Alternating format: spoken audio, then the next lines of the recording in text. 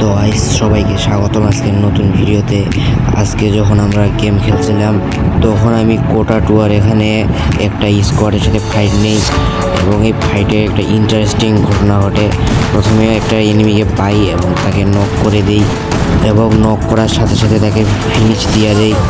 Finish দেওয়ার কিছুক্ষণ পরে তার যে টিমমেটটা ছিল সেই টিমমেটটা টিম আপ করে তখন আমি দেখার পরে বুঝতে পারি যে এটা ওই কেবিনের প্লেয়ারটা যেটা আমার সাথে কেবিনে টিম আপ করছিল। তো ওনার সাথে টিম আপ করি এবং তাকে টোকেন দিই টিমমেট রিহেভ দেওয়ার জন্য এবং সে টোকেন নিয়ে রিহেভ দিয়ে চলে যায়। তারপরে সে তার টিমমেটদেরকে রিভাইভ করে একটু লুট করার কিছুক্ষণ পরে এখানে একটি গাড়ি আসে। আমি বুঝতে পারিনি প্রথমে যে এটা কোন গাড়ি। তারপরে তখন হঠাৎ করে যখন বাইরে যাই তখন দেখি ওরে নক করে দিছে। তারপর আমি গিয়ে সঙ্গে সঙ্গে একটা গুলো ফেলি এবং এনিমিটার সাথে ফাইট শুরু করি।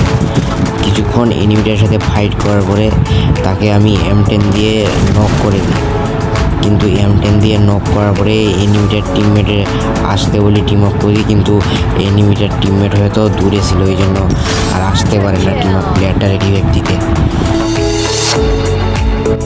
এবং সে কিছুক্ষণ পরে এলিমিনেটেড হয়ে যায়।